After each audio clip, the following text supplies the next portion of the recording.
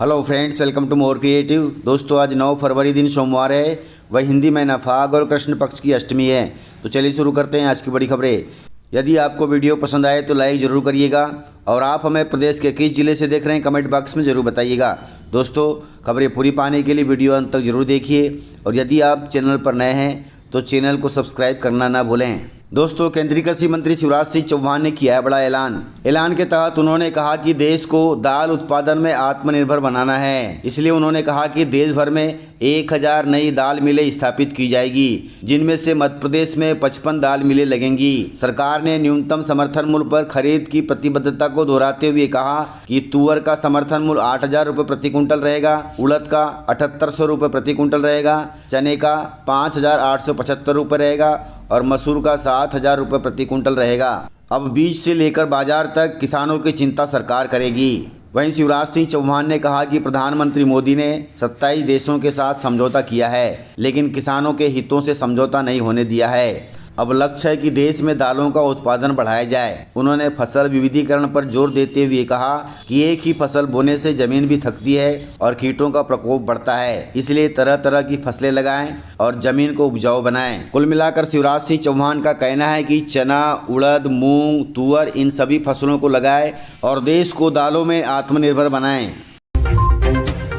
दोस्तों, मध्य प्रदेश के बासमती चावल को नहीं मिला है अब तक जीआई टैग। इसका फायदा उठा रहे हैं दूसरे राज्यों के व्यापारी। मध्य प्रदेश में हर साल करीब 4 लाख मीट्रिक टन से ज़्यादा बासमती चावल का उत्पादन होता है। यहाँ का बासमती चावल अन्य राज्यों से बेहतर किस्म का है, लेकिन जीआई टैग न मिलने के कारण पंजाब और अन्य राज्यों के व्यापारी मध्य प्रदेश के बासमती चावल में अपने राज्यों का जीआई टैग लगाकर निर्यात करने का लाभ कमा रहे हैं। यह जानकारी सरकार ने राज्यसभा में दी है। दोस्तों, मध्य प्रदेश की राजधानी भोपाल में खूब अंग्रेजी शराब पी रहे हैं भोपालवासी। हालांकि शराब की बिक्री बढ़ने से राज्य सरकार को अच्छा खासा राजस्व मिल रहा है, लेकिन ज़्यादा शराब पीना भी स्वास्थ्य के लिए हानिकारक है। जानकारी के अनुसार प्रदेश में देसी शराब की खपत कम हो गई है, लेकिन अंग्रेजी शराब और बियर की खपत बढ़ गई है। राजधानी भोपाल में इस बार शराब की बिक्री पिछले साल से लगभग 500 करोड़ रुपए ज़्यादा हुई है। पिछले साल के आंकड़े देखें तो 1 अप्रैल 2024 से लेकर 31 मार्च 2025 तक करीब 1300 करोड़ रुपए की शराब बिकी थी। वहीं इस बार 1 अप्रैल 2025 से अब तक 1800 करोड़ रुपए से ज़्यादा की शराब बिक चुकी है। यदि पूरे प्रदेश की बात करें तो यह रकम और ज़्यादा होगी। वहीं राज्य सरकार को इस साल अब तक शराब की बिक्री से करीब 1015 करोड़ रुपए का राजस्व मिला है। पिछले साल यह आंकड़ा 796 करोड़ रुपए से ज़्यादा था, लेकिन इस बार यह आंकड़ा बढ़ गया है। सरकार को राजस्व का लाभ शराब से मिलता है, इसलिए सरकार शराब बेचने वाले को लाइसेंस देती है, लेकिन शराब पीना स्वास्थ्य के लिए काफ़ी हानिकारक है, इसलिए शराब का सेवन कुछ लिमिट में करें।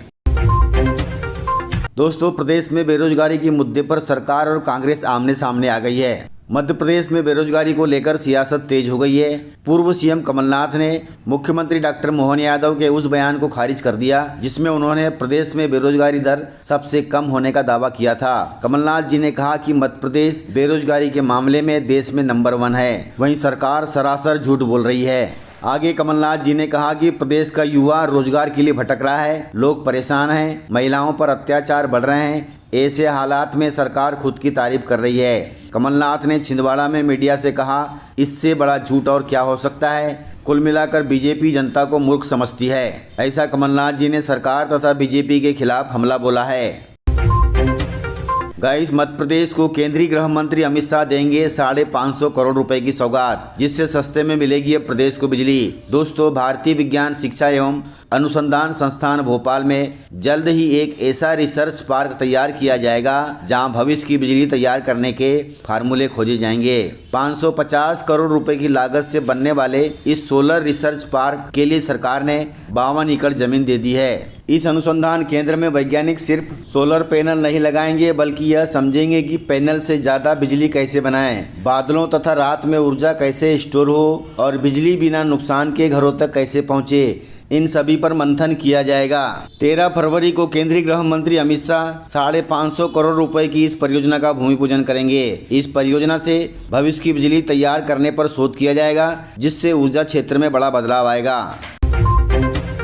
गाइस मध्य प्रदेश को मिली है बड़ी सौगात। 2800 करोड़ रुपए की परियोजना के लिए बुंदेलखंड को मिली है सौगात। केंद्रीय बजट 2026-27 में बुंदेलखंड क्षेत्र की बहुप्रतीक्षित केन बेतवा लिंक परियोजना के लिए 2800 करोड़ रुपए का प्रावधान किया गया है। यह राशि परियोजना के अगले चरण के कार्यों जिसमें भूमि अधिग्रहण, नहर निर्माण, बांध निर्माण, जल निकासी से जुड़े अन्य बुनियादी ढांचे को तेजी से लागू करने में उपयोग की जाएगी, जिससे क्षेत्र के विकास को नई गति मिलेगी।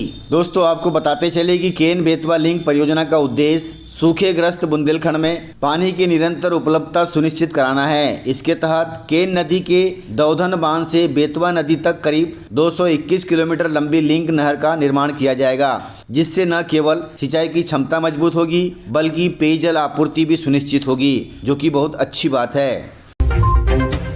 गाइस होली से पहले स्पेशल ट्रेनों का हो गया बड़ा ऐलान। होली त्योहार के दौरान यात्रियों की बढ़ती भीड़ को देखते हुए रेल प्रशासन ने बड़ा फैसला लिया है। फैसले के तहत कोटा दानापुर के बीच होली स्पेशल ट्रेन चलाई जाएगी, जिससे कोटा में रह रहे छात्रों को काफी राहत मिलेगी। वहीं दूसरी ओर इसके चलने से मध्य प्रदेश के यात्रियों को भी बड़ा फायदा होगा।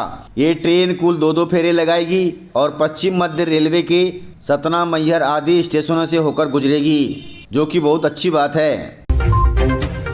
गाइस आधार कार्ड में जन्म तिथि सुधरवाने की व्यवस्था बदल गई है। अब लगाना होगा एक नया डॉक्यूमेंट। मध्य प्रदेश भर में आधार कार्ड में जन्म तिथि सुधारना अब आमजन के लिए बड़ी परेशानी बनता जा रहा है, क्योंकि UIDAI के नियमों के अनुसार जन्म तिथि केवल एक बार में ही स्वयं अपडेट की जा सकती है। दूसरी बार यदि सुधरवाना है तो जन्म प्रमाण पत्र का रजिस्ट्रेशन नंबर अनिवार्य कर दिया गया है। इस नियम से वे लोग सबसे ज़्यादा प्रभावित हो रहे हैं जिनके 20-30 साल पुराने जन्म प्रमाण पत्र हैं और उनमें रजिस्ट्रेशन नंबर दर्ज नहीं है। ऐसे में उनकी आधार में जन्म तिथि नहीं सुधर रही है, जो बड़ी ही परेशानी का सबक बन रहा है। इसके लिए UIDAI को कोई नया सॉल्यूशन निकालना होगा। लाडली बहनों के लिए काम की खबर है। बहनों का कहना है कि योजना के पैसे मत दो, लेकिन अवैध शराब बिक्री बंद कर दो। गाइस मध्य प्रदेश के देवास जिले के खातेगांव तहसील से चौंकाने वाला मामला सामने आया है, जहां कुस्मानिया से दीपगांव के बीच स्थित गांव में किराना दुकानों एवं गुमटियों पर धड़ल्ले से शराब की अवैध बिक्री का व्यापार तेजी से फल फूल रहा है। कच्ची पक्की अवैध शराब की बिक्री के विरोध में लाडली बहनों ने मोर्चा खोल दिया है। उन्होंने जिला पुलिस अधीक्षक और DM के नाम ज्ञापन सौंपकर शराब माफिया से निजात दिलाने की मांग की है। लाडली बहनों ने बताया कि किराना दुकानों पर गेहूं, चावल के बदले आसानी से शराब मिल जाती है, जिसके चलते छोटे बच्चे घर से अनाज की चोरी करके शराब पीने लगे हैं, जिससे अपराधों में भी बढ़ोतरी हो रही है। गांव में आसानी से शराब मिलने के कारण ग्रामीण शराब का सेवन अधिक करने लगे हैं, जिससे छोटी छोटी बात पर बहस हो रही है और घर में माहौल तना हुआ रहता है। कुल मिलाकर महिलाएं शराबियों के आतंक से परेशान हैं। वहीं लाडली बहनों का कहना है कि सरकार चाहे हमें लाडली बहना योजना के पैसे न दे, लेकिन गाँवों में शराब की अवैध बिक्री बंद करे। जो लोग रोजाना इन दुकानों तक शराब पहुँचा रहे हैं उन पर भी कार्रवाई करे, तभी हमें शांति मिलेगी।